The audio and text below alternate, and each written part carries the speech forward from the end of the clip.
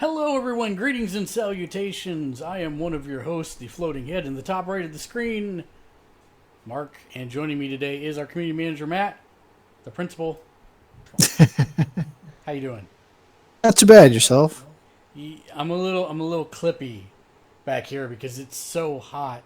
I can't stand to go under the lights today, so it's freaking out a little bit. Going so many darks, so many All the darks, darks. all the darks. Uh, wow, Matt, it's been a month. It is.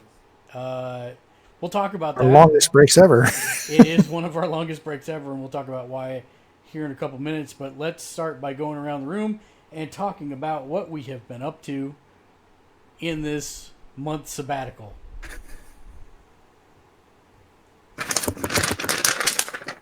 Yeah, mine's digital paper because I believe in not killing trees. Hey, I've got 5 different weeks on this one sheet of paper. Why did it look Low like on you turned battery, five so. pieces of paper though? Ah. On the playing front, it's actually been pretty quiet. Darksiders 3, not terribly impressed. Yeah, I was gonna ask. I didn't start playing it yet, but not great, huh? Yeah, it I didn't play the previous Darksiders, so I can't compare. Right, I haven't either. But it's really single A, maybe at best. Oh, really? Okay. Um, the dialogue and stuff is definitely B, D plus, somewhere in that range. Um, Was that B as in beta or D as in dog? like B, and then I switched to D. So Okay. I said So both. it's a range. It ranges from B at best to D at um, best. now I think it's supposed to kind of be bad, but I don't think it hits that shtick for being intentionally bad to be good. That's that zone that the Contra that we were just talking about completely missed the mark. Man, Yikes. Lexi looked at the preview video of that, and I looked at the preview video of that, and I went, hmm. And she went, that doesn't sound like a good noise.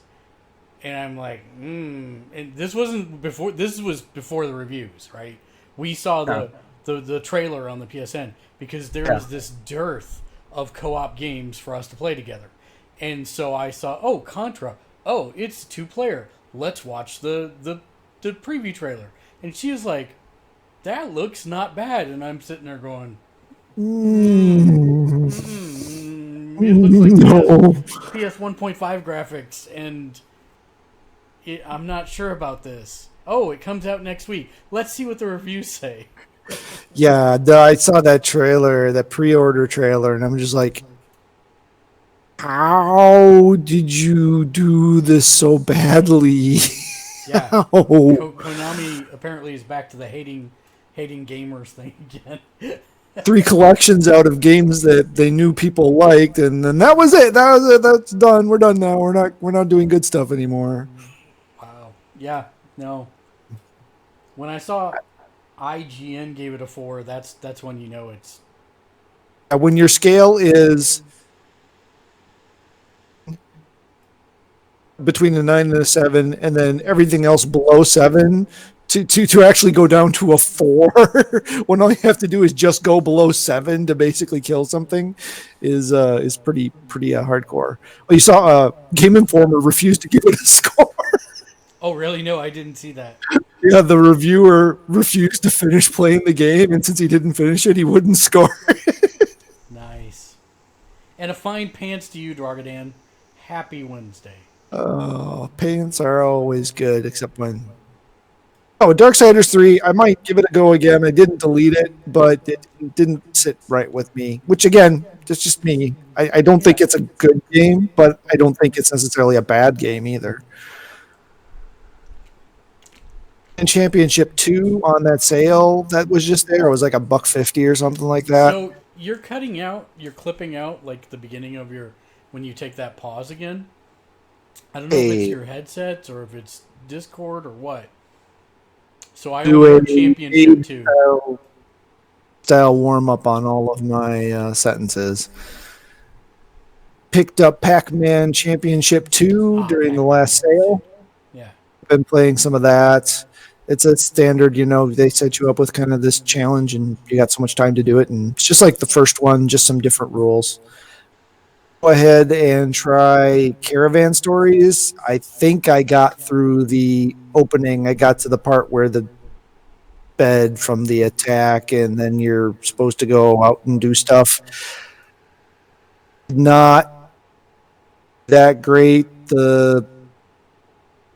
I think they didn't explain a lot of the systems, so they don't make sense at all, really. Combat doesn't really make sense. The fact that the doctors, every other line was read and then just text, and then read another line, then a couple more lines of just text, and then read another line, really just kind of bothered me, just the inconsistency of it. I mean, that's, first world problems, but it just seemed really kind of jank and did not feel like I should continue with.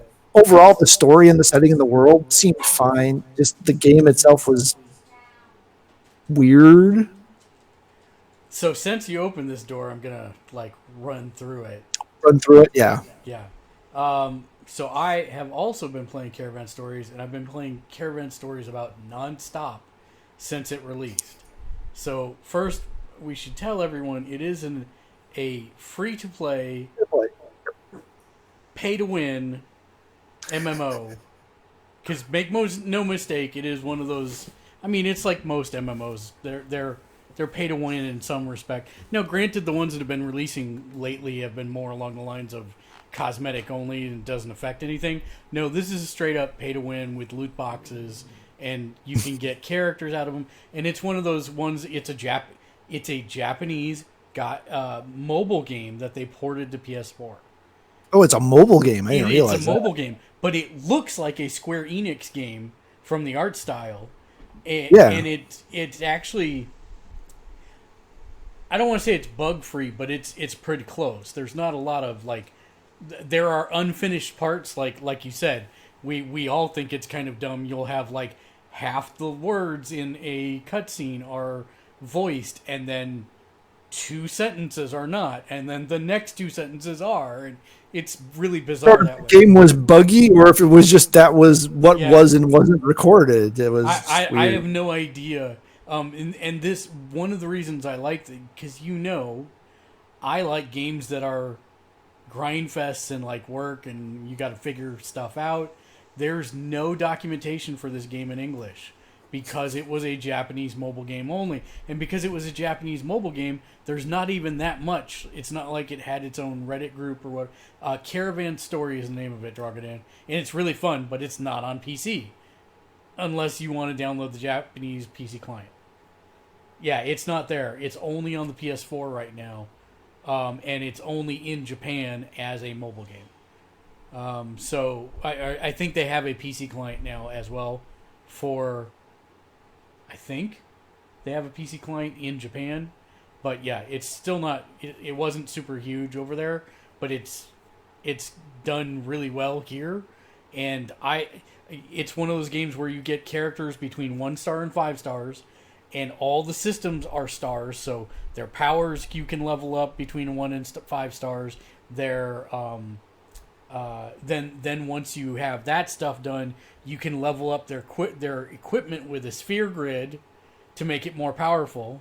And then once that's done, then you can unlock sub equipment slots to just give your character overall buff to make it power. And it's all about chasing that number, The thing that those Tapper games are really good at, that's all you're chasing is bigger, higher. They call it BP, which battle points represents your team's overall number. And I just hit 35,000 with mine, and I'm like doing backflips because there's not too many people on the server. Our guild right now is 32nd in the world, if I remember correctly. So Wow. we're doing good. Ken is like, how do Ken knows, so I'm not saying anything that's not known. 30 seconds of 10 kills. Thanks, Mr. J. Nice. Yeah. Ken knows, so I'm not saying anything that unknowns. Ken gets very grumpy whenever he loses at games. Right. And so if he does a battle and gets killed, he gets very grumpy. And normally, after like a few strings of that happening, he starts muttering to himself and then disappears from the game and never comes back. He is still actively playing the game, although fair be it, he is muttering under his breath constantly because he has done it completely free to play. Luckily, the business afforded me some loot boxes, so I'm not quite free to play. But I am enjoying the hell out of it. The gameplay loop is a lot of fun. It's a weird combat system. It's semi live. Like, it is happening, but you have the choice of, well, the whole game, you have the choice of letting the game play itself. You can auto drive to your next quest by pressing a button. You can have your people auto attack, which in most cases is fine. There's certain things but you can manually control them if you want. But then it's one at a time, and you don't do their normal attacks. You only do their special attacks. So you can figure out where the AoEs are and apply it.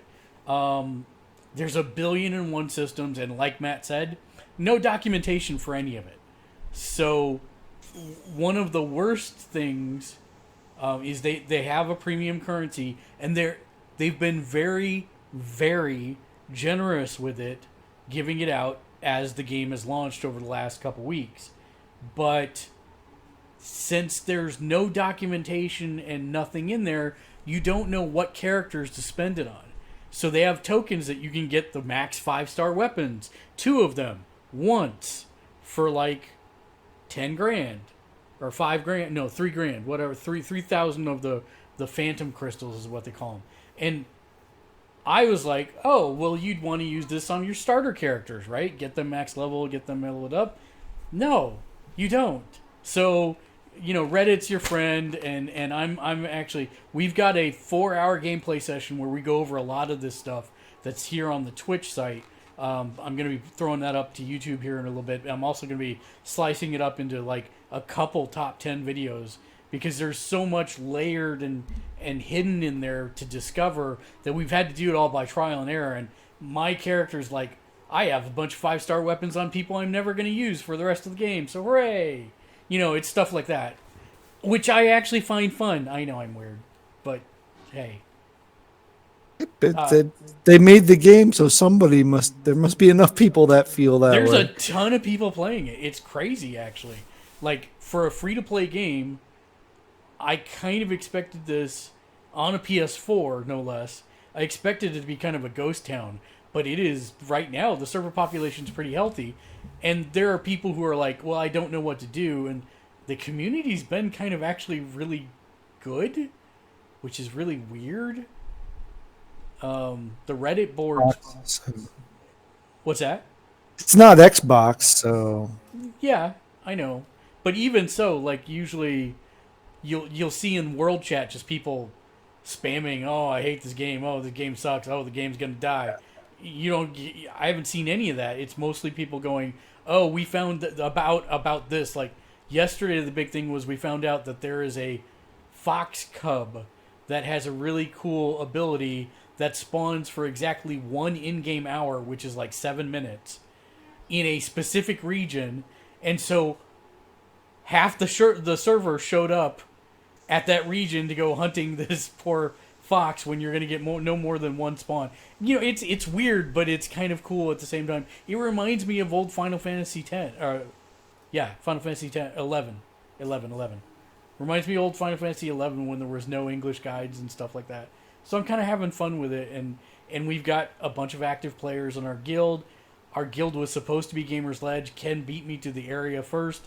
He named it Hangout because that was our PSN Hangout name. And so Hangout it is. But if you're looking for an active group, just PSN name is Balls. I'll make room for with people who aren't carrying their weight in the guild. So maximum of 20 people in the guild. So they're small guilds. So yes, I like it.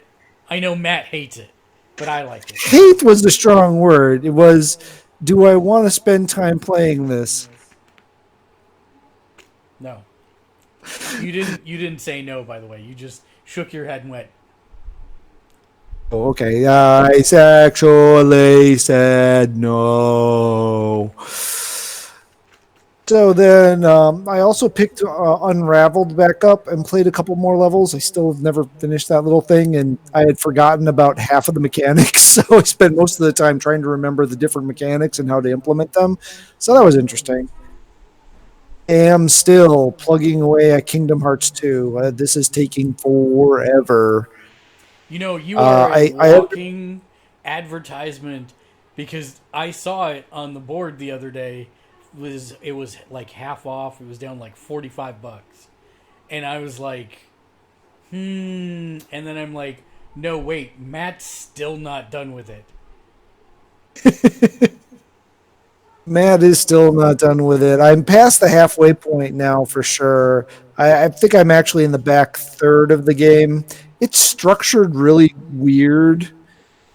Oh, it's kind of hard to tell exactly how much you have left. Most of the worlds are really tiny, but then they want you to leave and come back and leave and come back, kind of Metroid-y, but not with the free exploration aspect.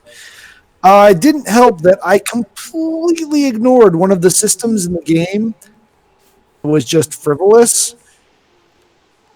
It was not frivolous. It was actually very required, and I kind of ran into a wall because of it. So I basically, in Hollow Bastion, ran up this one hallway a bajillion times, finding out the system that I had completely ignored. So yeah, note to self: don't ignore systems. Just because you can play through it doesn't necessarily mean you should. Done with this one, I will be down to 3 Kingdom Hearts games left to play. 3. Yeah, you're totally convincing me I'm never buying this $100 bundle of all the games. If you wanted to mainstream it, all you have to play is Birth by Sleep, Kingdom Hearts 2, and Kingdom Hearts 3. Because I enjoy the world and I want all of the story. Contrary to popular opinion, complicated of a story. If you're used to stuff like anime and comic books and giant science fiction anthologies, it's weird. And there are some dangly points that if you want to obsess over, they're really bizarre and hard to understand. Pretty of it is not that complicated. Got most of what you need to. I still am saying that Kojima is a ghostwriter on the series. Except there's no weird ghost babies and handprints and guys who smoke Only cigarettes. Other versions of ourselves that are good or bad. Well, every man is 2 wolves, right? So, except Goofy. Goofy's only Goofy. Yes. But Pluto's still a damn dog, and Goofy's not. Goofy's actually, what did they call it? There was actually documentation that explained this, the difference between the anthropomorphic characters and the animals in the world. Different class of creature. They're called like weirds or something like that. So any of the anthropomorphic characters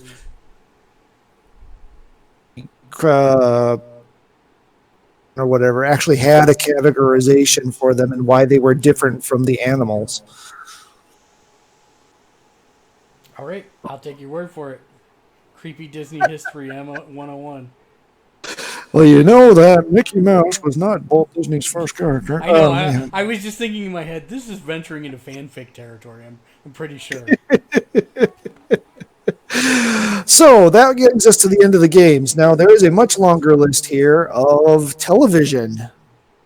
a lot. And if I've already talked about any of this, just shush me along because I don't think I have on the podcast. I don't think you have.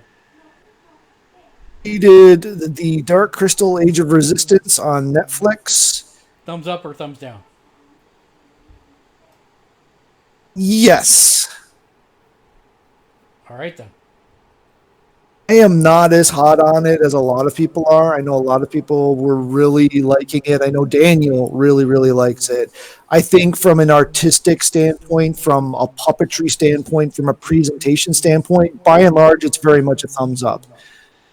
In time where they use CG, where I think they should have steered away from it and stuck with something a little more practical. Writers are very different from the movie. Obviously, they didn't want to go hire Cirque du Soleil people for a mini series to do the Landstriders, so understandable to a degree. Gelflings, I understand that they wanted to do different races and different types of Gelflings and stuff. Somewhere in there, a Gelfling that looks like Jen or Kira. I don't know. They're supposedly. Well, I watched the behind the scenes thing of the same materials done in the same way that they did in the original. So I don't know if it's just cameras versus whatever the Dark Crystal film was film look right. If you're expecting them to look like Jen and Kira from the film, they don't. The texture, the appearance of the skin and everything is different for the first two episodes, and then I finally just got over it. I'm sorry. I'm sorry. I can't do it. I can't keep a straight face anymore. We are giant nerds, and I love it. We are talking about puppet skin textures on a podcast. God bless America. God bless the internet. I love it. I'm sorry. It's nothing derogatory against you. Because I'm sitting here going, yeah, they didn't look the same, and that's why I'm like, wait a minute. But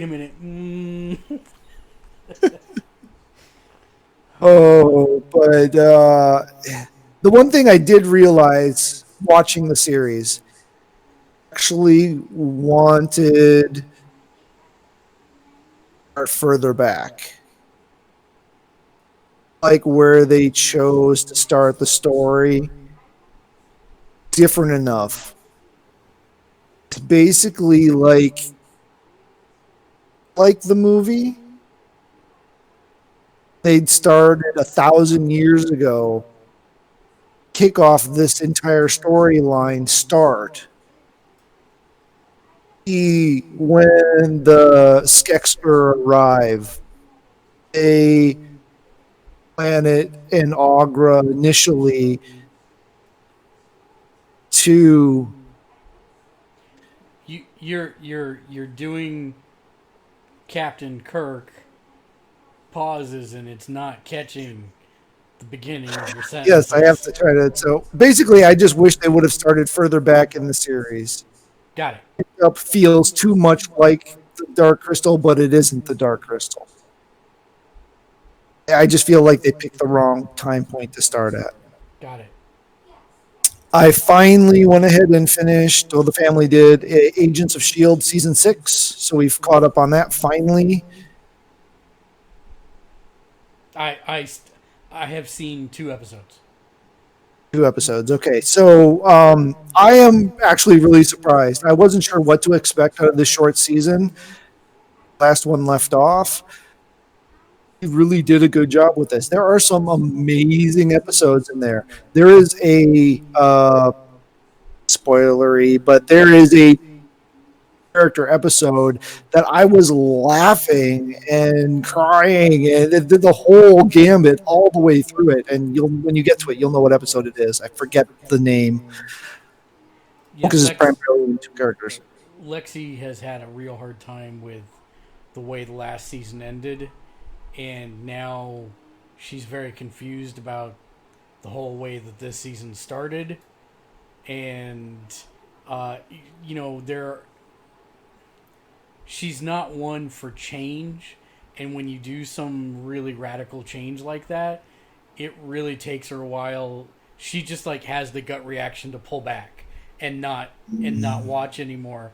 And so we're gonna watch it because I'll be damned if I'm not gonna watch that. And we've watched all the rest of them together, so we will do it.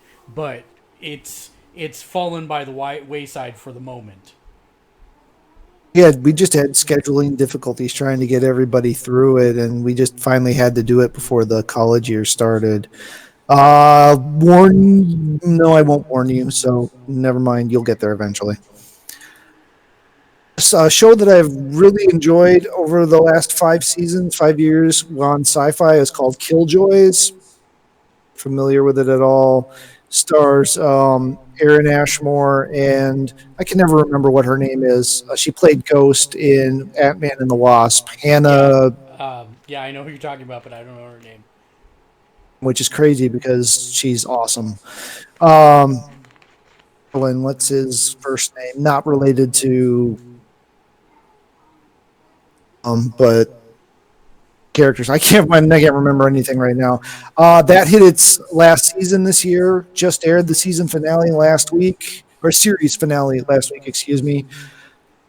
Excellent show. Great cast. Great writing. Some of the best sci-fi writing, cinematic universe. Drogodan said that he's been watching TV Love, Death, and Robots Love, on Death, and Netflix. Robots was awesome. Yeah, Yep. Yeah, I on did win Netflix, several of these. Yeah. which apparently won 5 Emmys. So it truly is some of the best TV. Um, came out season 2 or series 2 or whatever they're calling it. Must be soon. I haven't seen a date on that yet, but I know they definitely confirmed that a season 2 or whatever is I have coming out. never seen anything about this, so thanks for the heads up because I'll have to add Talk it to about my Love, list. Death, and Robots. Yeah, I didn't even know this was on Netflix. Yeah, sorry, I failed you on that. I know Dave and I have both watched it. Oh wait, it's animated? It's a anthology. It's like was supposed to be a reboot of Heavy Metal, but they couldn't get the license, so they just went ahead and made them as their own anthology series. Win with Ago, David Fincher as the director? Yes, please.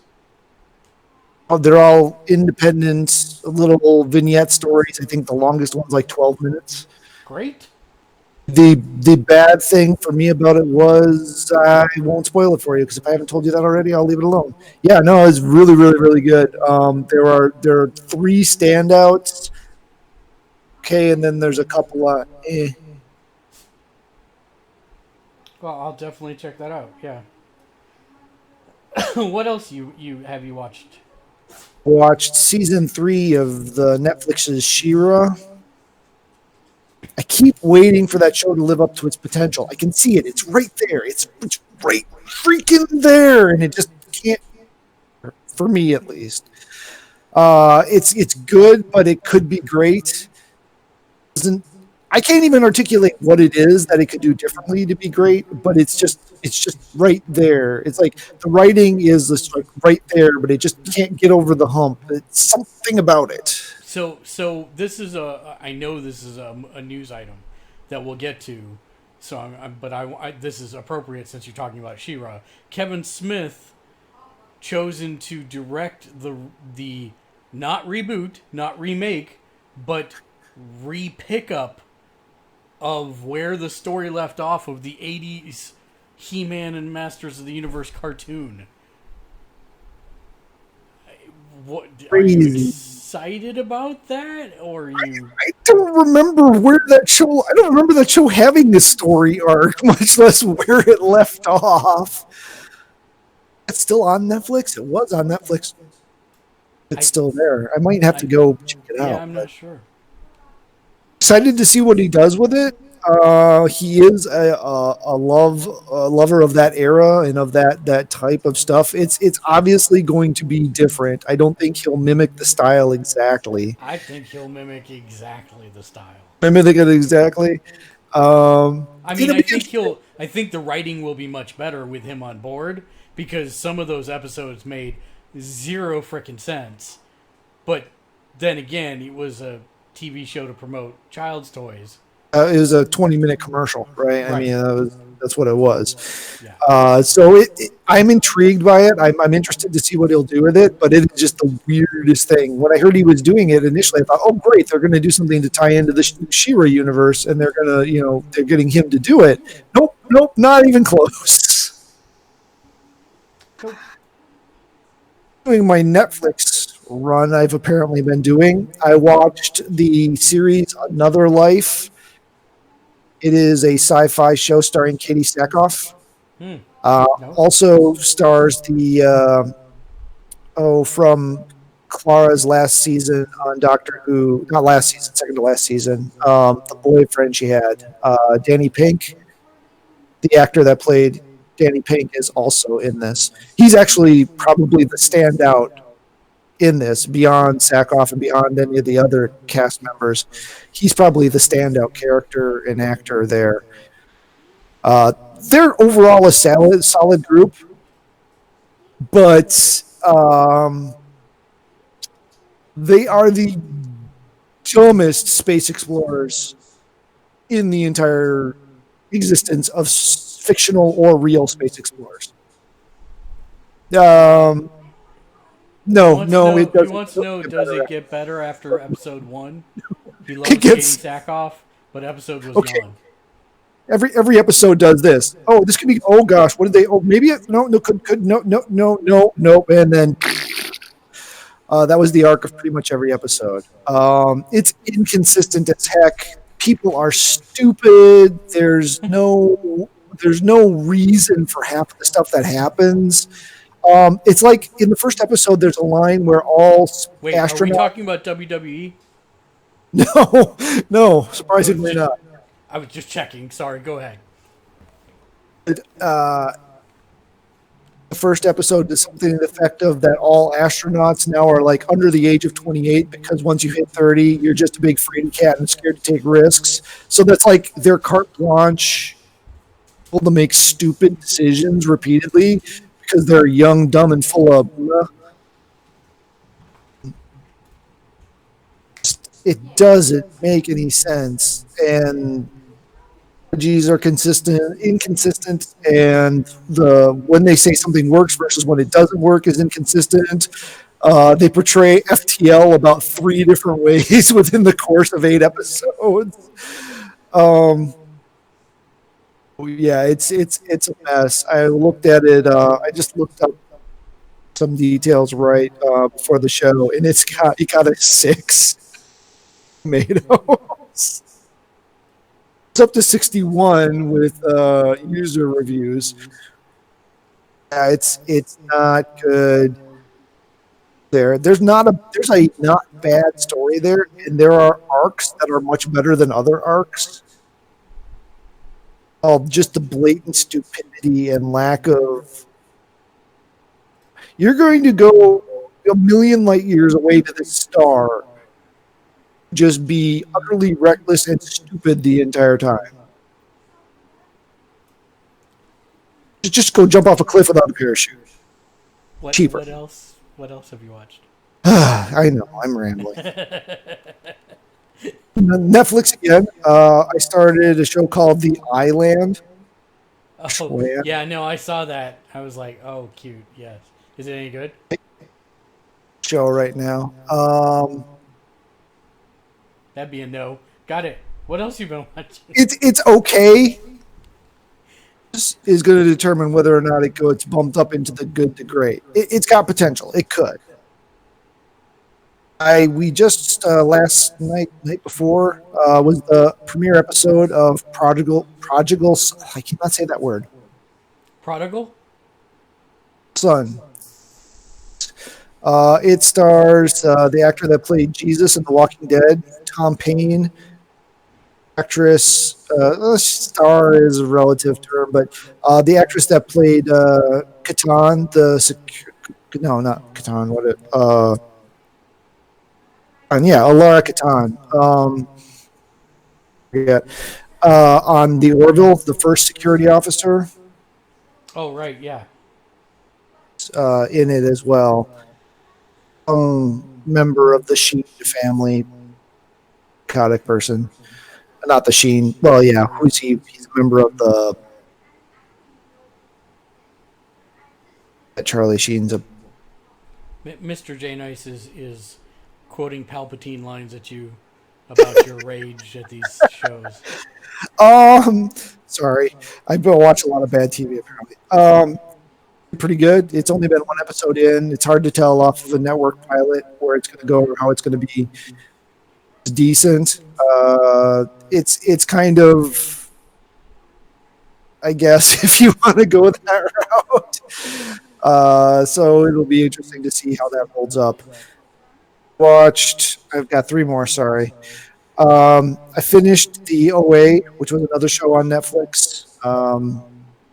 It got canceled, so after the second season, there's not going to be any more. But it was intriguing. It was different. It was very slow, but it was not bad slow. It was just.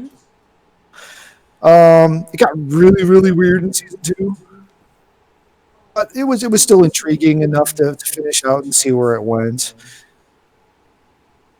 Marvel's Spider-Man, the animated series on Disney XD, restarted the second half of season 2. Flowing the hate, but it's kind of crap. And kind of on the edge, and what they did with this next thing, they tried to do Superior Spider-Man, and it just isn't really. Get up there. I hope I had watched this by the last time or not, but I finally watched. Sorry, yelling at the dog. I finally watched Mad Max Fury Road, and I don't remember if I had said that on the last podcast or not. So. Oh, did you like it? I did. It was definitely a very throwback. A lot of stuff done in the style of like Thunderdome or Road War, or not Road Warrior, but Mad Max 2. So it was good. It was very interesting. It was an interesting throwback, even to see them do the little fast forward of the thing when they're supposed to be moving really fast. Fast forward of the film there. It's a very basic, straightforward film. It's not trying to be anything it isn't. The guys on the end of the pole was stupid. But I don't think we talked about this on the podcast. Lexi and I actually saw that in the motion chairs. You know what I'm talking about? The chairs that like rumble and right. Yeah, okay, yeah. And that was the first time she'd ever done that. So that's one of her favorite movies of all time because she enjoyed that whole experience so much. Which Mad Max Fury Road was the movie. It's obviously not new. It's taken me forever to get around to seeing it. So like 6 years. Yeah, give or take. Yeah. And then just quick update. I am, as of up through last week, current on all of the Spider-Man related titles. Absolute Carnage, which is obviously the Spider-Man event that's going on right now, and the Powers of 10, House of X books. Obviously, books came out today. I've not read them yet, so me either. We'll get through those and be ready. Powers of X did to signing up for the X-Men writing as the regular book going on. One I'm getting. I'm not getting any of the others, but yeah. So we'll go through that at least through the first arc and see how it. So I read a story today, talking about how, as these other crossovers have kind of wrapped up in the comics world, the role of the Infinity Gems has been reduced a little bit, and what I don't remember the Blackest Blade, the Necro Butcher, is that the name of it? Or it's the Black... It's... What is that?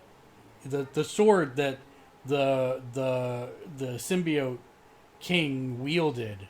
Oh, right. There's a interesting hypothesis that the stuff that happened to the island in House was actually that sword.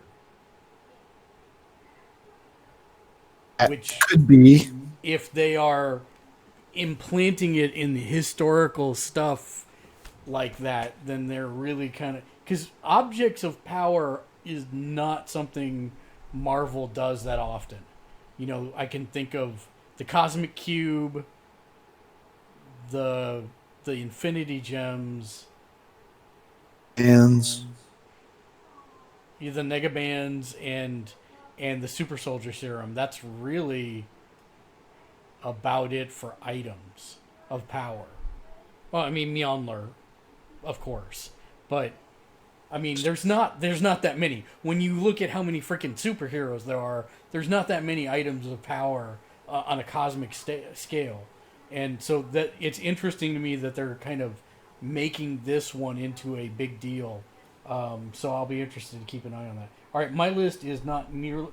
My list is the exact opposite because I've been playing, not watching.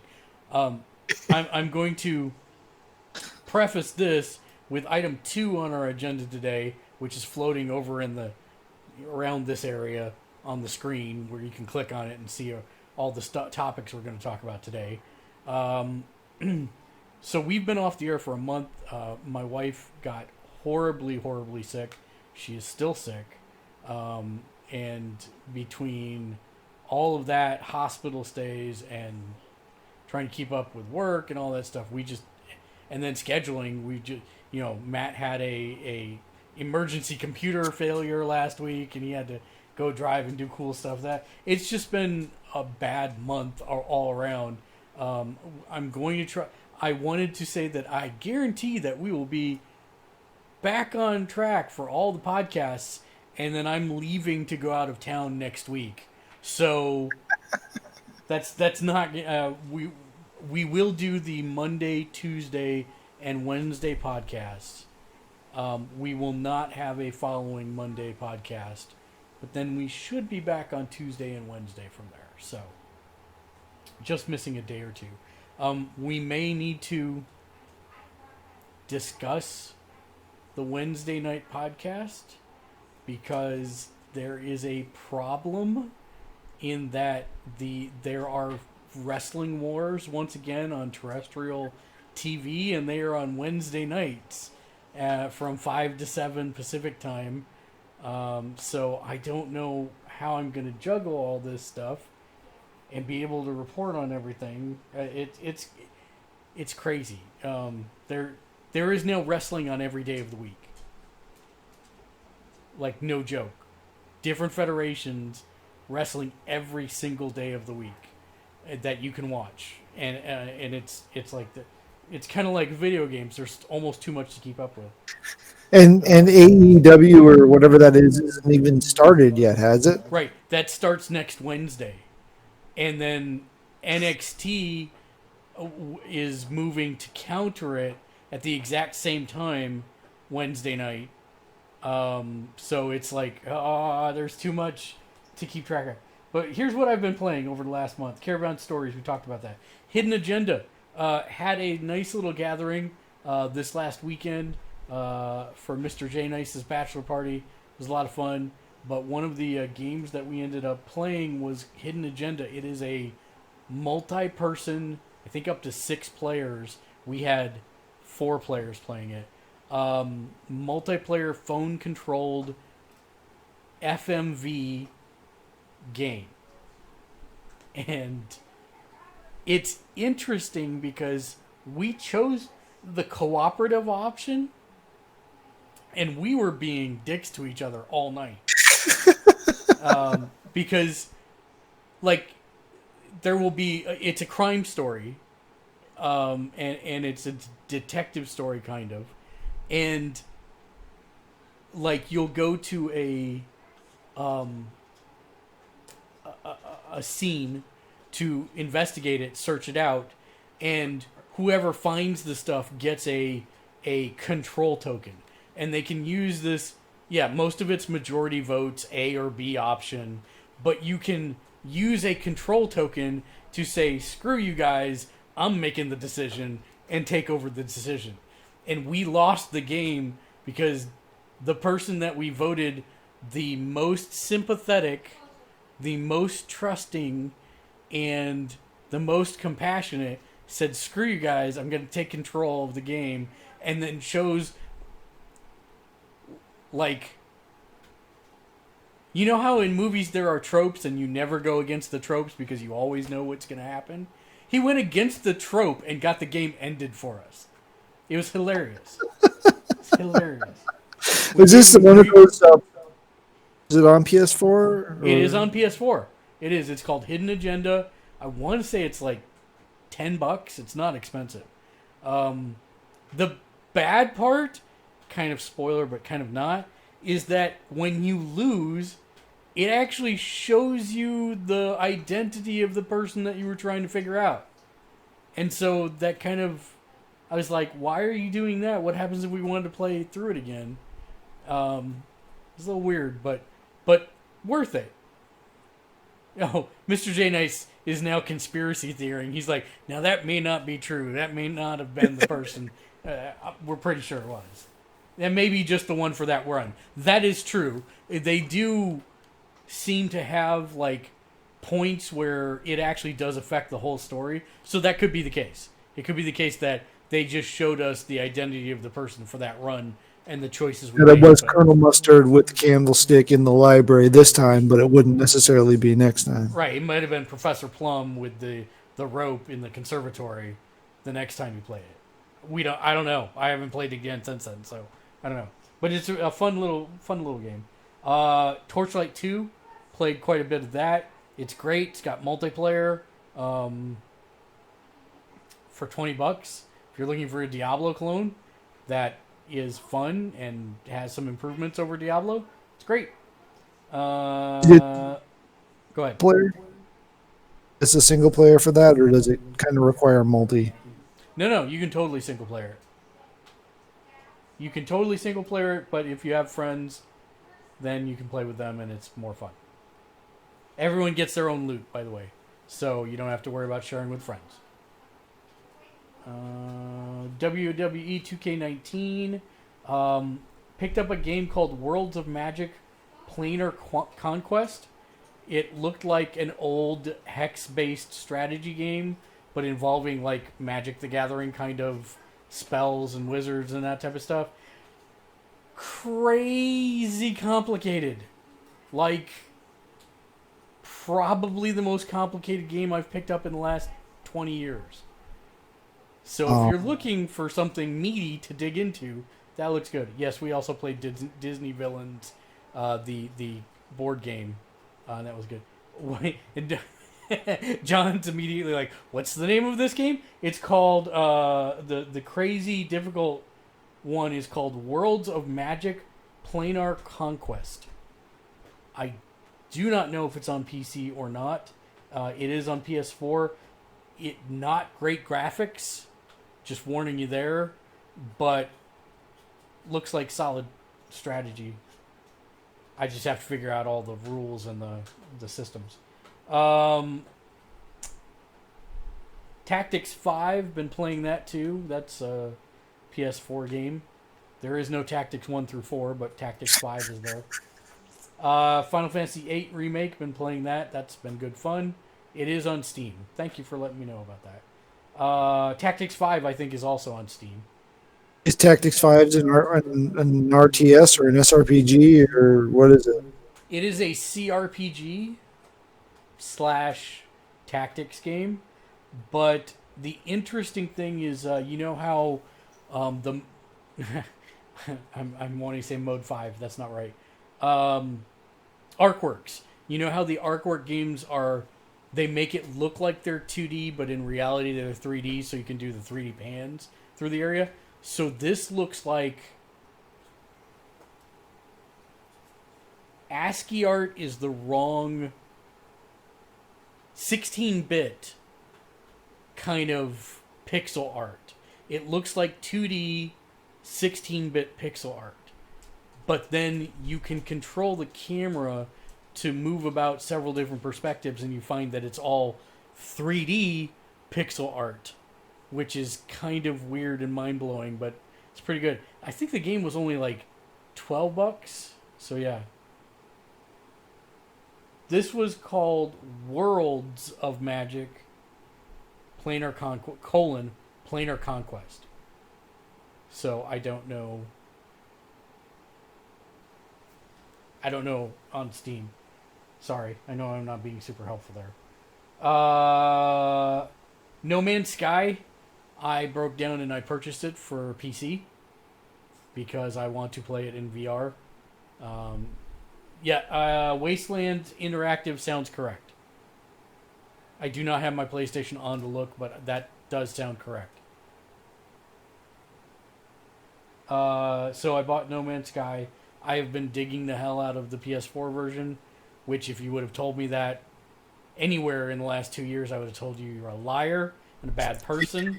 I actually did tell you that a couple of times. That, hey, and I said you were a liar like and a bad person. But basically, no, I'm enjoying it. I really actually do want to play it in VR quite a bit. I haven't thrown out the VR hat and tried it yet. Yeah, that's going to be a VR showcase game, I'm pretty sure. Been playing the hell out of Magic Arena. So it was on sale, and I still paid more for it than I should have. But on Steam, they had a sale for the Neverwinter Nights Complete Edition. And the reason I picked it up is because it's coming to the PS4. And I wanted to make sure that it was the game that I was remembering it was. Spoiler, it was not. But that's okay, because it's still good. And that's coming in either October or November. And it is getting a physical release from what I heard, but it's going to be very limited. I'm just going to download the digital version. But it should have multiplayer, this was one of the first 3D Dungeons and Dragons games. So I'm actually really looking forward to getting a group of players together and going through it. There obviously won't be mods and stuff or RP servers like they have for the computer game that still exists to this day, but it should be fun. I'm looking forward to it. Solasta Crown of the Magister. This is a Kickstarter game that is still in its initial 30-day fundraising. They said they wanted it to be there. It's interesting because it is it's using the open license. So they're actually using the D&D rule set, but then 30% of whatever they make is going to go to Dungeons & Dragons. And they've built their own RPG system, their own actual physical book RPG system. And their ambitious goal is to create the reality of open choice that you have in a tabletop world inside a CRPG. This particular demo does not get there, but it is a good first blush at it. And the big thing that stood out for me is it's way more vertical than any other CRPG game that we've ever seen. So there's like multiple stories inside dungeons, and there are things on the wall, and the distance matters and what weapons you use matter. So that's kind of interesting. So yeah, that's that.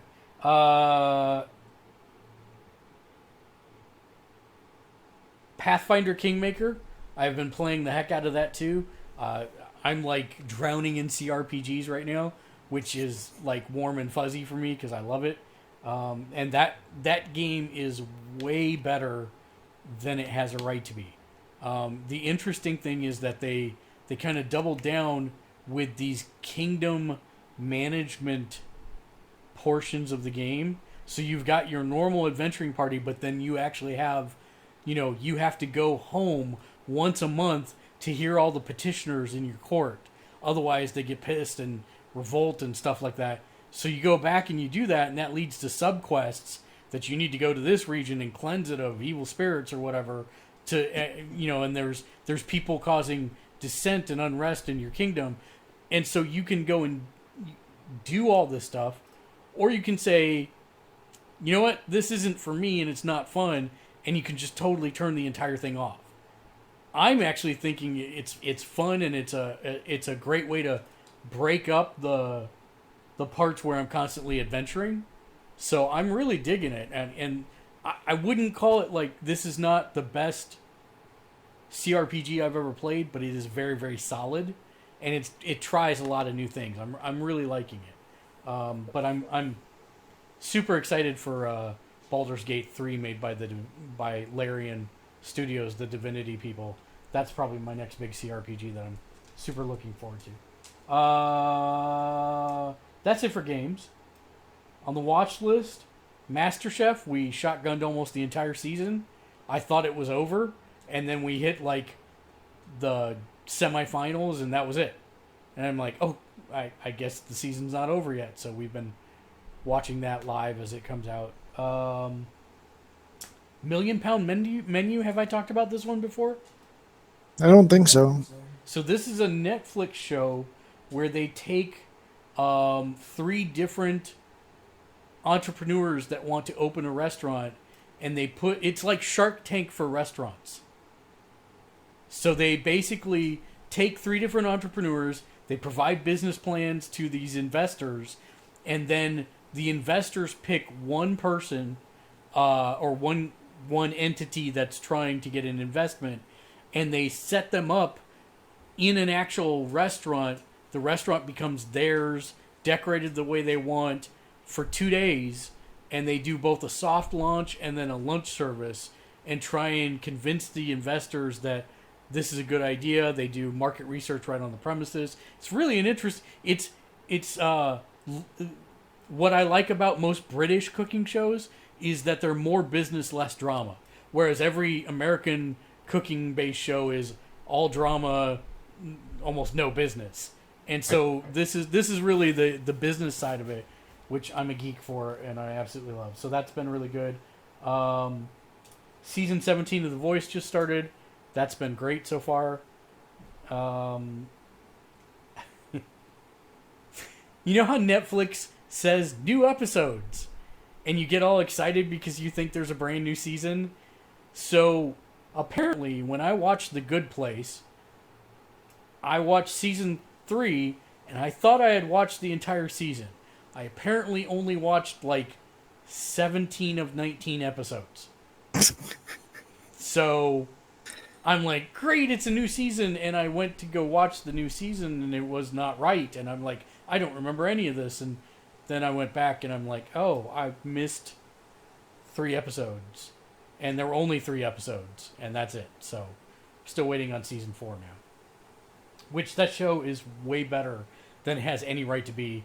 And I can't recommend, especially philosophy majors or people that are interested in philosophy, you really should watch it because the writing is super sweet. Super sweet.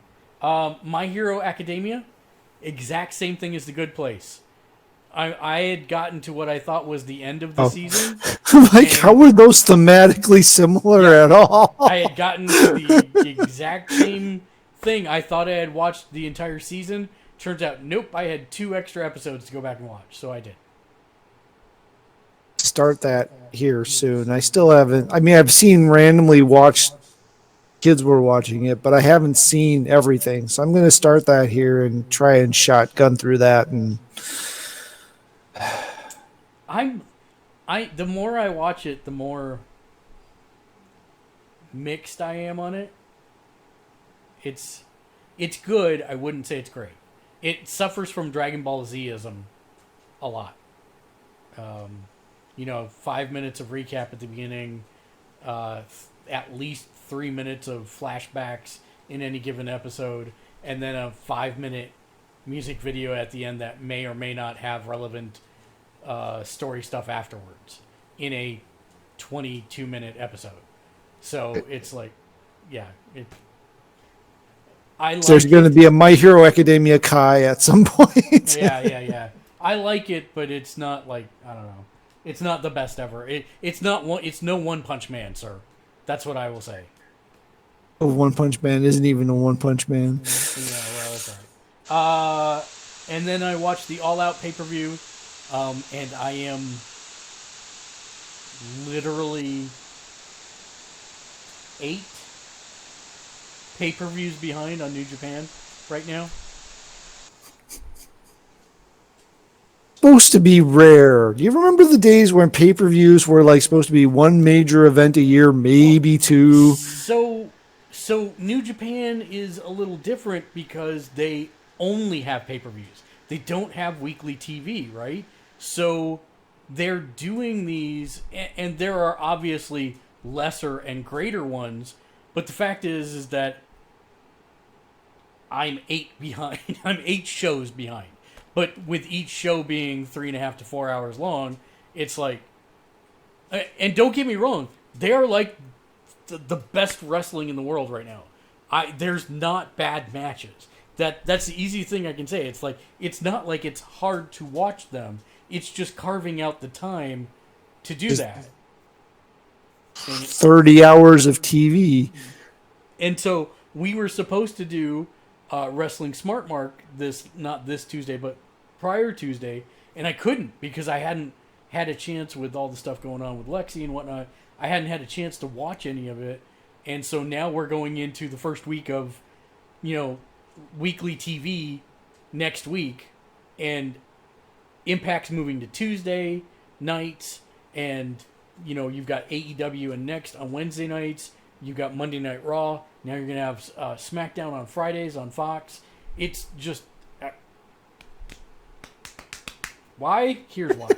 I don't know what to say. Now you know how I feel about comic books right now. Yeah, I know. Than eight pay-per-views behind on some of those. And the worst part is like one of my favorite wrestlers of, I would say close of all time for me, is one of the fathers of this generation's style of wrestling. His name is Amazing Red. And the guy like always flirted with being nationally famous, but never really did. He opened a wrestling school in New York called Hog Wrestling, which is, I think, Hall of Glory or something like that. But anyways, Will Ospreay, who is right now one of my favorite wrestlers in the world, I would probably say he is Wrestler of the Year. He actually like tweeted out to Amazing Red, "Come be in the Super J Cup because I've never wrestled you and I totally want to wrestle you." And supposedly it's one of the best junior heavyweight style matches of all time. Like, Red got in there. He hadn't wrestled since March, I think, and this was just a couple weeks ago. I was pissed off first and foremost because it was here in San Francisco. I didn't know about it until it was too late and I couldn't get tickets. So I was really angry about it. And then there was a 3-week delay between the actual match time and it going up on New Japan World's website, which I still have no idea why there was such a long lag. But supposedly it was like he was retiring from a collection of injuries, including neck stuff, etc. But apparently this match just blew the house down. Many people said it was the best live match they had ever seen in their lives, including multiple wrestling journalists. And I'm still pissed that I didn't get to see him live because I never got to see him live. Really wanted to see this. But now it looks like he has actually come out of retirement because of these sets of matches that him and Ospreay had that I still haven't seen yet. That is part of these 8 hours of pay-per-views that's killing me. So yeah, I really want to watch those pay-per-views. That's the short answer there. So yeah. And now we're done talking about the thing that puts you to sleep. So there you go. Paying attention and interacting. I'm good. It's an interesting time for people who enjoy. I mean, there has not been this much. I'm actually worried about burnout of the general audience. I mean, the amount of people that watch wrestling now is so small compared to what it was, say, during the 80s and 90s. It's crazy how much it shrank. And that's the real test for AEW and WWE is, can they bring in new non-wrestling people to watch these shows? And that's what Fox is hoping. That's what WWE is hoping. But with the move to Fox, get them, on terrestrial TV and in front of a bunch more people. You get AEW on TNT, in front of terrestrial viewers, even though it's basic cable, whatever. It'll be interesting to see how this goes. I would say that if... Oh, go ahead. I haven't heard anybody as excited about wrestling right now since like 92. Well, I mean, this is the first time in 18 years that wrestling has been on TNT. And the last time wrestling was on TNT was when WWE bought WCW. And it was the one show that they simulcast on both USA and TNT. And I cannot stand WWE. I cannot stand their writing. I cannot stand how they poorly utilize the talent that they have, and that, you know, they're kind of hoarding everyone off the indie scene so they don't get signed to go anywhere else. They can afford to do it. They're the 900-pound gorilla in the room. And here you've got basically what in essence is a startup company, which is AEW, that has, like, I think they have a total of 23 staff members right now, and a billionaire backing them, that has more money than Vince McMahon, which is kind of funny. And they're going to try and go head-to-head with this multi-billion-dollar established company. And they're trying to do the exact opposite. They're trying to let people have non-scripted promos where they don't sound like robots saying things that no human would ever say in a promo. You have people not labeling whether they're a heel or whether they're a face, a bad guy or a good guy. They're trying to give it a sports feel by tracking wins and losses and having that matter for title pictures. You know, it's just the opposite. It's an alternative and the opposite of what WWE is. I figure it's going to fall somewhere in the middle between New Japan's sports-only presentation, because in Japan, everyone still believes it's real. I mean, everybody knows it's fake, but they don't treat it like that. It's all just like this hush, you know, oh, it's totally real, you know, that kind of thing. And I don't think it's going to be that, but I don't think it's going to be the scripted reality TV show of drama and comedy that is WWE either. So it'll be somewhere in the middle, and I'm excited about that. But yeah, there's a lot of buzz. There's also a lot of hate, because a lot of people don't like change, and so there are a lot of WWE people hating on AEW even though it's never started. There's a lot of AEW fans that hate on WWE because they are tired of the product. But if you're a wrestling fan, you want all of them to succeed because it means you have more choice to find great matches. Hopefully it drives up the quality of the product overall. Yeah, exactly. I really hope it does. Do you have anything else before we jump into news? I am tapped out. Okay. Wrestling. I see what you did there. Let me pull up ye old news. Twitter.com/Gamersledge if you would like to follow us there to check out our news feed. I got to go back a month. We'll just hit the big ones because we've actually been fairly prolific with the news, staying on top of the news over the last month.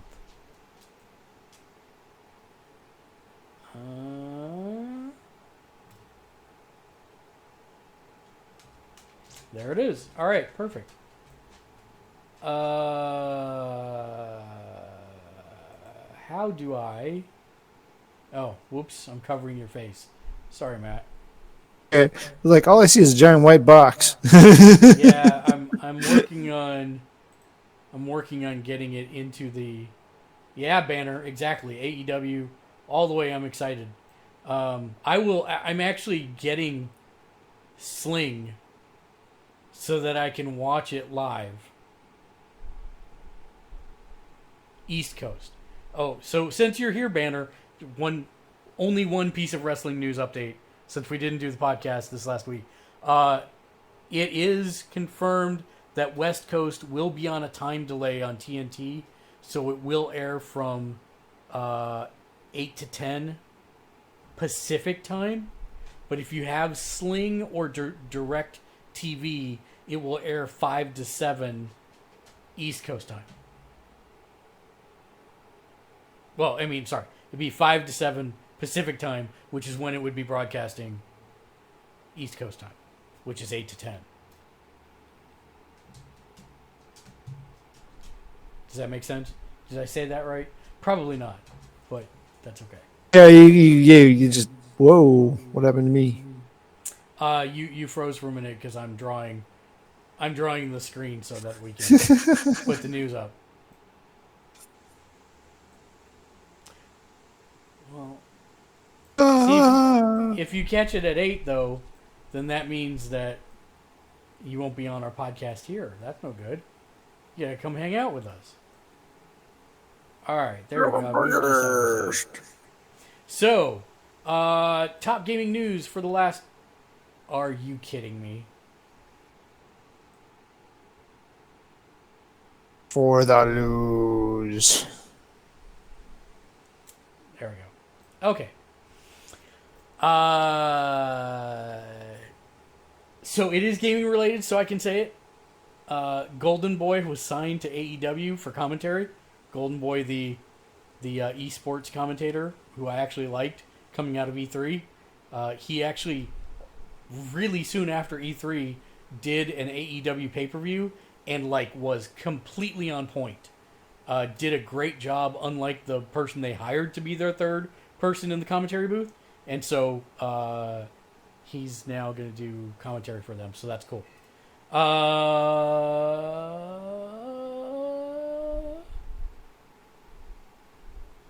Anthem is no longer following its release schedule. According to developers, they have abandoned the phased release schedule, meaning that those of us that paid for the season pass have gotten zero value for it, pretty much. And yeah.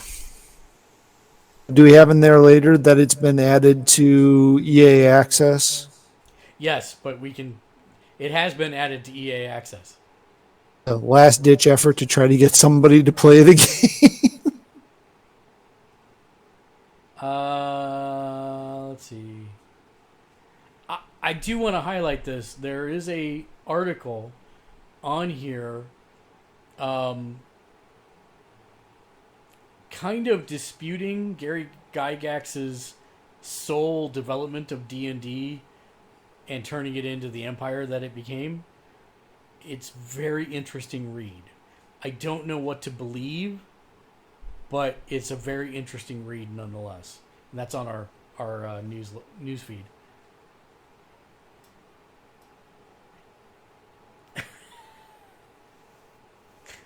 Arnold Schwarzenegger's Terminator appearing in Mortal Kombat 11. I'm not sure how I would feel about dismembering a person that was in government, but hey, some people might like that kind of thing.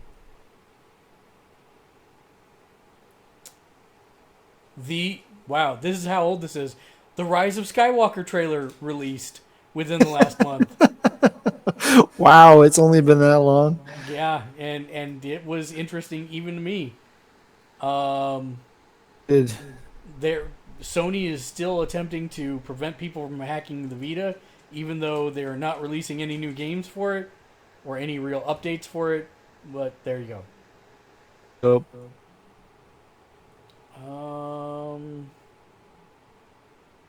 The old games keep coming out. They're the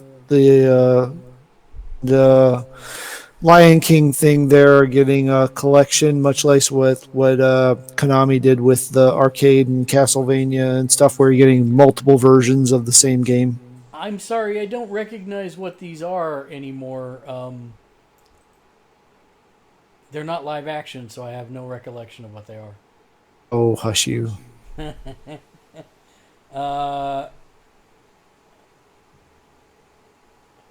Telltale Games could be kind of relaunching, but nothing's really set in stone or there's been much update since then. Another company is reviving the brand, but what we don't know now is what access to be coming out with new content under the brand, but we don't know what the format will be. There are a lot of, or there are some former Telltale employees that are or freelancing with it, but they're names out of the limelight because they don't know how this is going to go and they don't want to be associated with it if it tanks. Yep. Um, really interesting story. Way back in the day, I had heard about these Konami QTA adapters for the Famicom. That there, you had to have this adapter to play these games, but I had never seen one, and someone actually unearthed one and found one, and so they were showing it. Looks horrible, by the way, but you know, it's cool that somebody found it. Uh,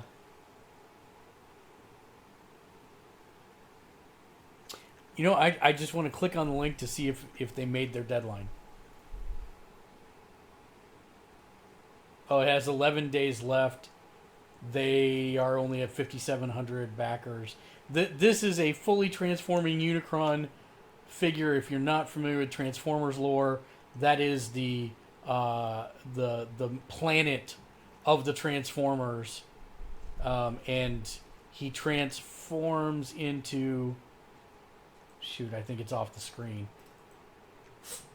They have it transforming into a planet. It sits on a base. It's pretty cool. It is going to officially take over the title from Fortress Maximus as the largest Transformer ever to be made, if it gets made beyond the 2 prototypes they have, and apparently it's not going to be made. $600 if you want to buy it. He's a moon, and it's not Cybertron. Just because the way you said it there was unclear. Oh yeah, I'm sorry. He's a moon, and it's not Cybertron. You're correct. You're correct. Sorry, but it's still amazing. Sadly, I don't. I was curious if it was going to get there, but apparently not. Ridiculous. What, $600? Do, do, do, do, do. Do, do, do, do, do. Multiplayer is coming to Cyberpunk 2077 well after the game has been launched, so should not affect any of the single player only people that want to play it single player, because we're all going to have to play it single player to start with. I am getting more and more excited about this. I'm super excited that there will be multiplayer, and hopefully it will be co-op, because I really don't want to fight against other people. It'd make more sense in the world if it's co-op too. I mean, I guess. Well, we haven't seen what the game is yet, but I mean, we've seen some of it. But That's no moon. You are correct, Drogodan. that's coming out at the end of like April. Season 7 remake coming right before that, and right before that is What? which we just learned today. It takes 2 Blu-rays. Yeah, great. Drogodan, I know what you need. And this is available on both PC and only on PC right now. A Colonel Sanders dating simulator, because who doesn't need that? This is a real game, and it's a Colonel Sanders anime dating sim. It is hilarious. I cannot recommend it enough. I approve of this message.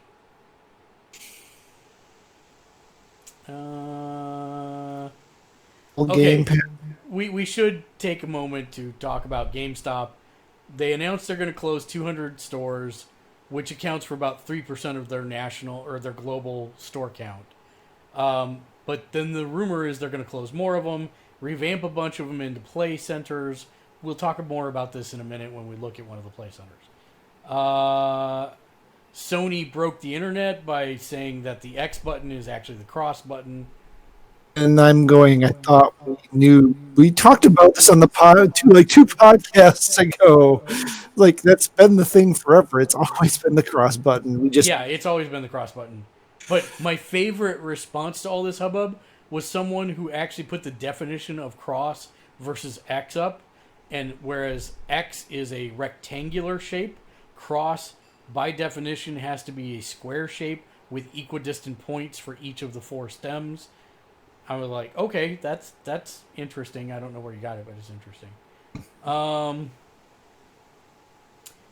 August 2019 was a 20-year low for August game sales. This is what I wanted to put in perspective here. A 20-year low, and there are more games coming out now in 1 year than the last 10 years of games every year.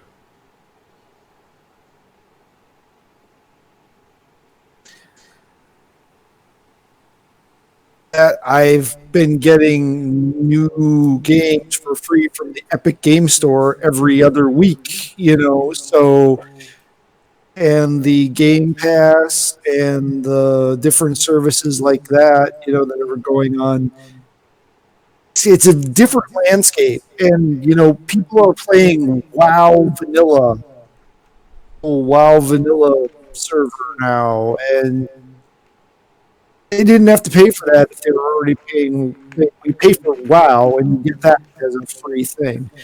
I think free to play is. Yeah, Jargon asks, is that because there's so many free to play? No, it's because there's a lot of shovelware out there. I mean, people are making easy to make, cheap games and then releasing them to Steam. And that accounts for probably 40 to 50% of all the games that are being released. Or mobile ports that have zero extra bells and whistles, that type of stuff.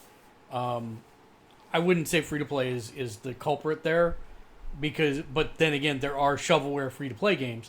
It's across the board. The ones that stand out are the ones that are unique and different and get traction on Steam Store. But because there's so much to sift through, I think players are having a lot more difficulty figuring out what to play and what to spend their money on as well. And, Matt just said, screw it all, I'm not buying any new games because I've got all this stack of other games to play. And that's leading to it as well, because there are so many games. We're the two extremes, right? I play a little bit of everything and never complete anything. And I have the... Never finished God of War or Spider-Man. That kills me. No. Because the next thing came out that I had to play so that I could keep up on the conversation. But then Matt's the other extreme. What? Fine. Because I do research and listen to podcasts and talk to other people who have played it. Yeah, but there's difference between listening to somebody else's experience and empirical evidence. And maybe that's the philosopher in me. I want to experience it. I want to understand what makes it tick. And then once I've got that, I feel I can move on to the next thing. Except for Caravan Stories, because I'm still playing it and it's horribly addictive. Okay, I got none of that sentence. Yeah, I stopped the sentence because my analogy fell apart as I thought about it harder. But it's like story driven, like God of War. Not seeing it to the end is not experiencing the entire product. It's not experiencing that entire arc is a single thing to be consumed. You grabbing this little chunk of it here, this little vertical slice. It's like playing a demo. It doesn't tell you. To be fair, I didn't not finish God of War. I not bought God of War. I still don't own it. Well, Spider-Man then. Any of the other. I'm really close in Spider-Man. I'm really close. I'll finish it. Yeah, I'll finish it eventually. Sorry. And while we're talking about numbers, this was a super interesting thing that Diamond, which is the national comic distributor, the one and only Monopoly national comic distributor, published, showing that in August of 2019, 1 in every 2 comic books ordered was for Marvel. And, you see on message boards and Reddit boards and stuff how Marvel is ruining the comics industry with their premium priced issues and their progressive characters and storylines, and don't make Thor a woman, and Jane Foster's bad for business and all that type of stuff. But apparently they're doing something right, because DC doesn't even have that other 50%. Yeah, there. I think we're hearing a lot of squeaky wheels. I mean, Yep. you might traditionally think I would be one of those squeaky wheels. I'm not, because I've been reading these long enough that the stories, they start to get a little stale after a while. Really good job of injecting with new ideas. I mean, this what's his name? Cates and Stegman run on Venom, and what they're doing with Carnage is amazing. It's different than anything that's been done before. Yeah, arguably, yeah, there's some Maximum Carnage stuff kind of borrowed in there, but King of the Symbiotes thing, the God of the Symbiotes thing, that whole thing is just great job. And most of the new characters, I mean, we're past Jane Foster Thor. She's the only surviving Valkyrie now. But Spoilers. I mean,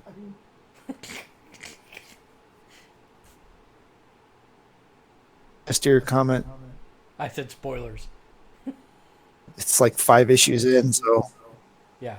that is the one bad thing about the way that whole thing works now, is what's coming 3 months before it's coming. And yeah, that kind of is annoying. But I think Marvel's really done a lot with hiring good talent. I drop the price of their books, or at very least the price of their trades.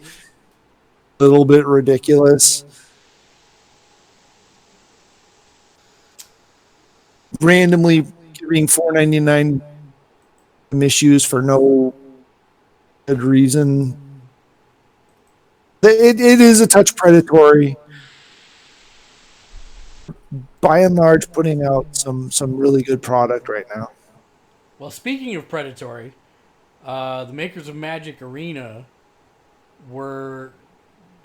they're finally cycling out their first block of content, because the game goes live this week into 1.0, and that means that they're going to create the historic format, which is where you can use cards from previous sets. And, so you've got historic and you've got standard. The standard's the current block of sets, and historic is everything else that came before. And they announced, when they announced they were going to do the historic league, how can I explain this? So as you open packs, you get wild cards, and those wild cards could be commons, uncommons, rares, and mythics. And the nice part about the game is that it's completely free to play. Like, unlike most free to play games, you really, really can play Magic 100% free to play. And you'll get these wild cards over time, because it gives you coins that you can use in game to buy packs, and it'll give you packs as rewards as well.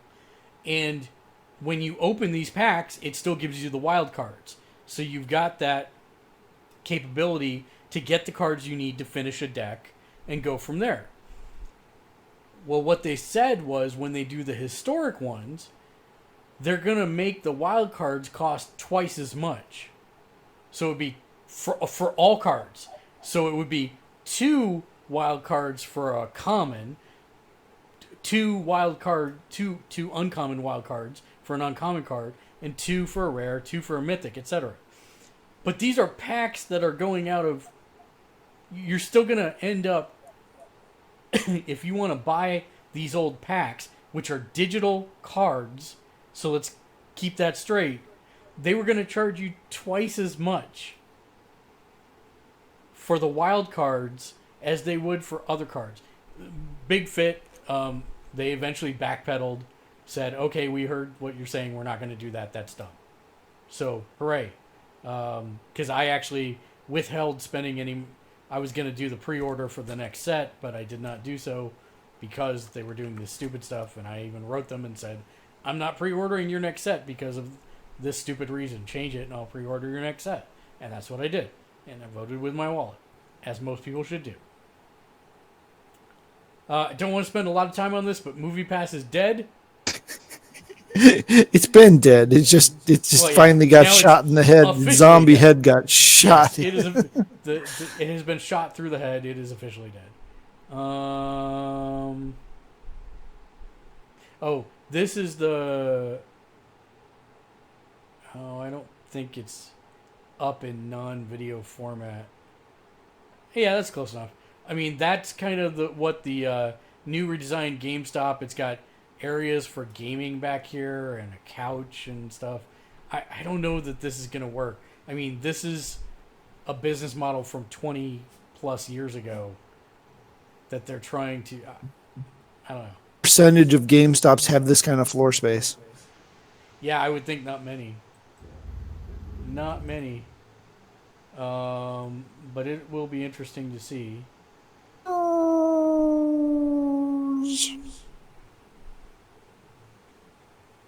Dang it. Oh, okay, good. I wasn't too far down. Twitch acquires the Internet Game Database.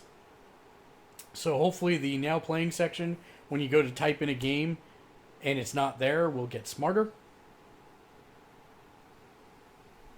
A truck carrying thousands of dice overturned, making the world's largest roll of dice. Still failed. Last of Us Part 2 will release on 2/21/2020.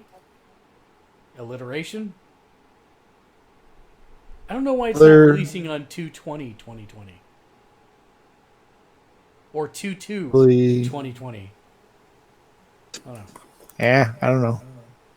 It's pretty crazy and revealed some stuff that was really unclear up to this point. So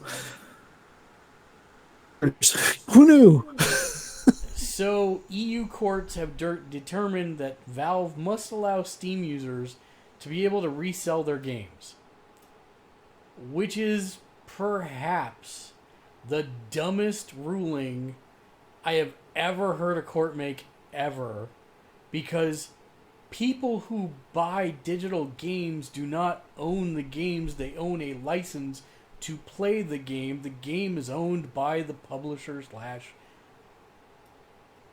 development house that created it. So, yeah.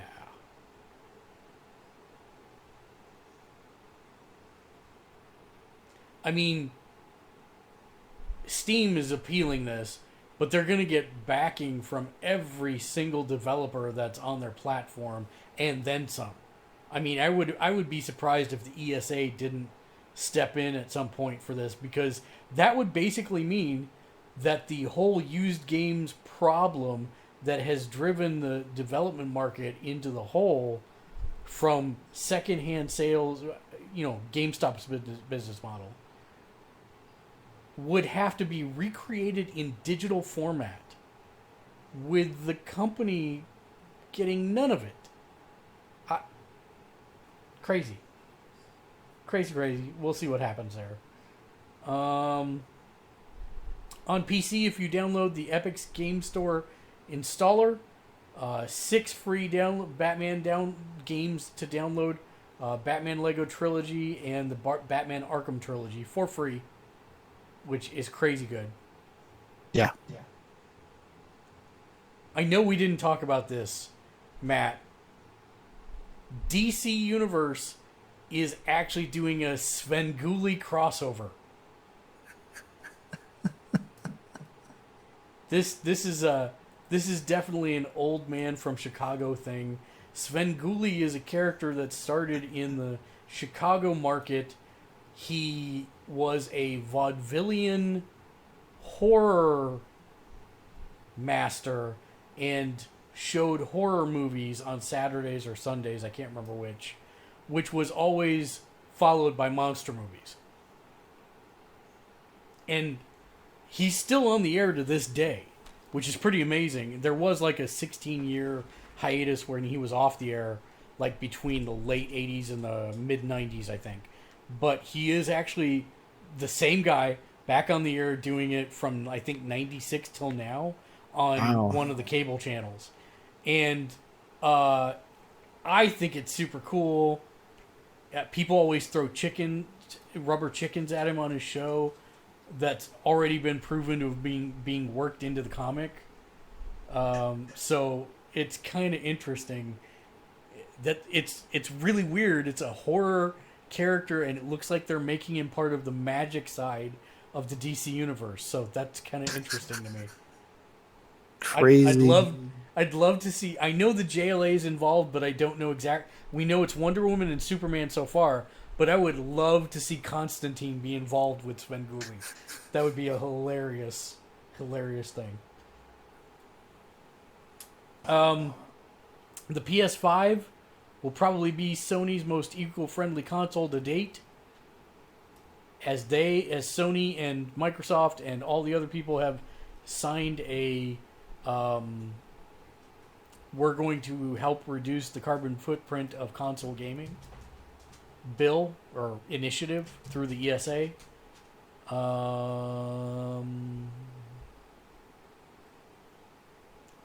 That's not important. Twitch is doing something very interesting. If you're a Prime member, you can gift your DLC to other people. So there's loot that Amazon Prime and Twitch Prime members get, which is one and the same, Amazon Prime and Twitch Prime. If you have Amazon Prime, you get Twitch Prime. There is DLC for all this stuff that you get. You can actually go to your favorite streamers like us and donate. Like, I can say, I'm starting a raffle for DLC, and I can put my DLC in there, and then anyone that's in the chat can also contribute their DLC, and when you get to whatever number the streamer has set, then everyone gets a chance at raffling the DLC off, and it goes to them. It's very interesting. I don't know how it works yet. I was looking for it where they said it was supposed to be, and I didn't see it yet. So it still may be a coming soon feature, but that's an interesting way to give back and foster engagement. If Banner doesn't have, the DLC for some PS4 game, and I've got that DLC through Twitch Prime, and I can do a giveaway to whereas he can win it, that's kind of interesting.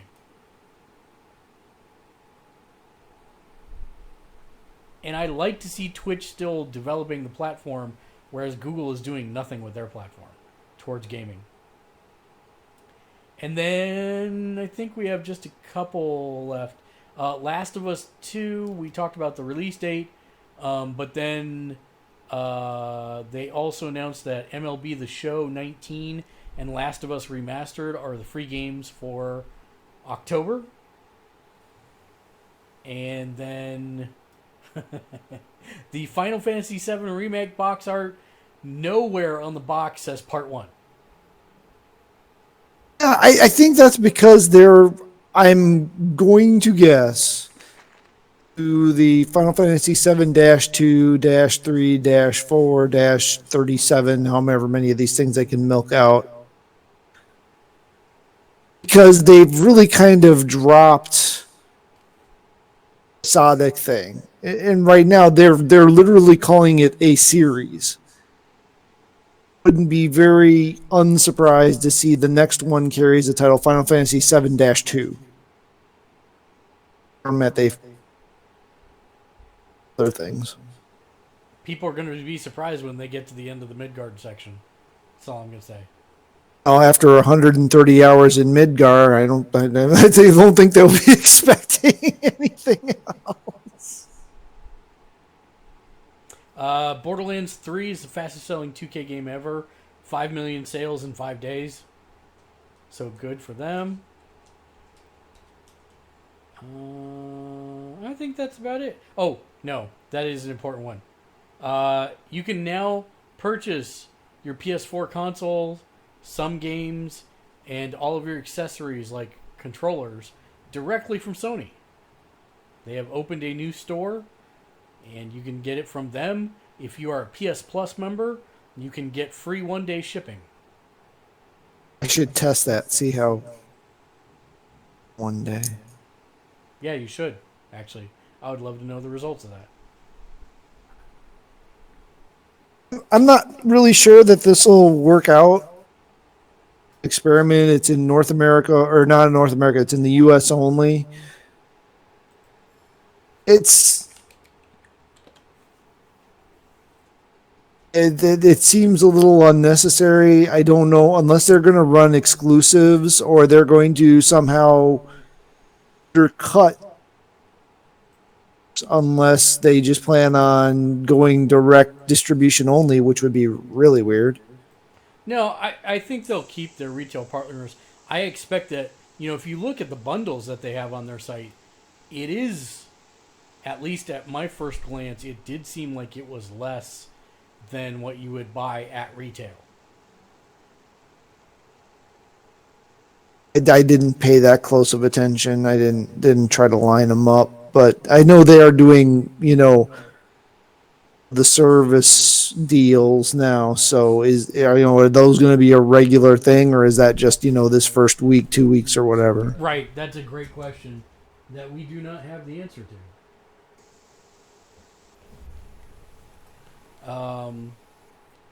Did I miss? Interesting. It kind of came out of nowhere. I hadn't It heard did. anything that this was No, a there was possibility. I had not seen any pre-release announcement that they were doing this. I am looking for.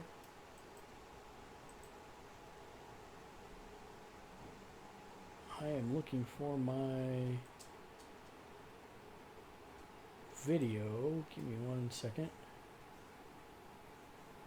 Banner, I mean, assuming you've played Last of Us, it's fair to pass on those. I mean, I'll definitely claim Last of Us Remastered because I don't have it. I only have it on PS3.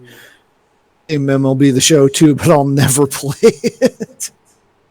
I'm gonna get it because I've never played it, and I am interested to see what that's like. Because I'm not a huge baseball fan, but I know friends that swear by it, so I thought I would try it. I would be interested to try out the manager and try to manage a league through a season or a team through a season. That's the thing. I think there are like a quadrillion modes if I understand correctly in these. So there's lots of different ways to interact. Well, If Last of Us isn't for you, Banner, that's cool, but you are missing one of the best game. experiences, bar none, in ever. I think he has it. I know I do. I think he has it because I think we played multiplayer and he didn't like it. Cool. I mean, there are No? Well, that then I would definitely recommend it because it's both great multiplayer, which I know you'll hate, but the actual game is fantastic. The story is fantastic. here's how good the multiplayer is. Hey, you cut out, Matt. As I say, here is how good the multiplayer is in The Last of Us. I like it. Yeah. Multiplayer in anything. Yeah. All right. If we don't have any other news, then this is the part where we like to thank all of our patrons and subscribers. You can support the show by clicking that subscribe button on the Twitch channel. If you have Amazon Prime, then you get Twitch Prime for free, and you get a free subscription every single month that we would appreciate if you'd use for us. Or you can head over to our Patreon page at patreon.com/Gamersledge, where you can get your name on the show for as little as $1 a month. So at this point, we like to thank everybody that pledges. So thank you, Regina. Thank you, Naomi. Thank you, John. Thank you, Bobby. Thank you, Ian. Thank you, Justin. That's the wrong version. Thank you, Nashok. Thank you, Matt. Thank you, Justin again. That is the wrong version. I'll have to find the correct notepad version. What?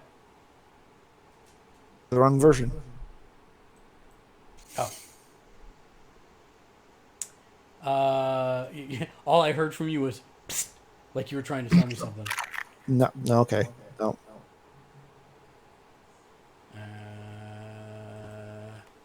I love it when I can't find my stuff. Hold on.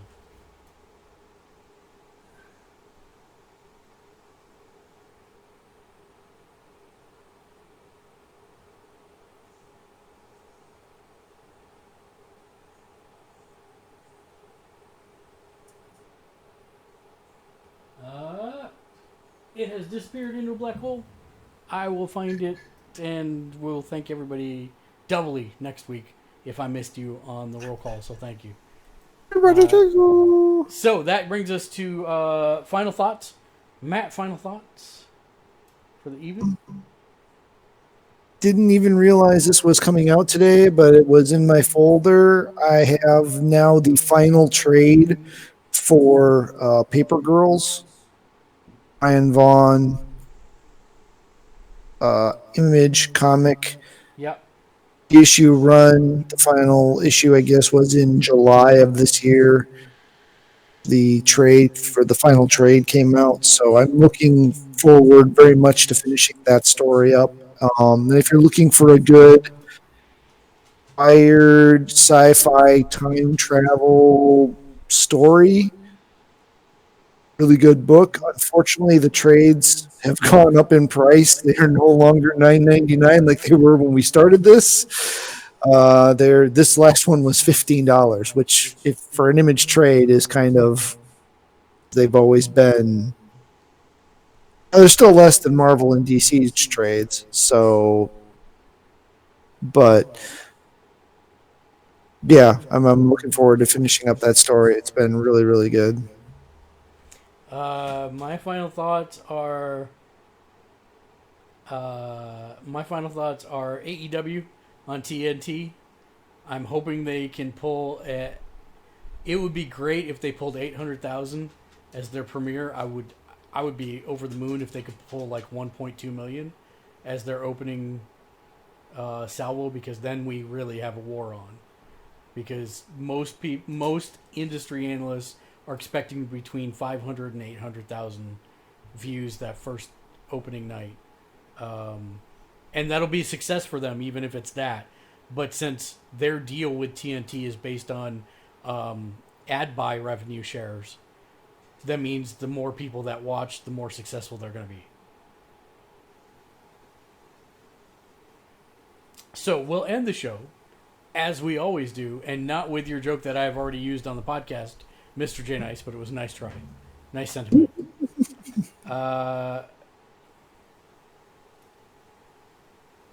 Matt, why did Cyclops close his school? I don't know. Why did Cyclops close the school? Because he only had one pupil.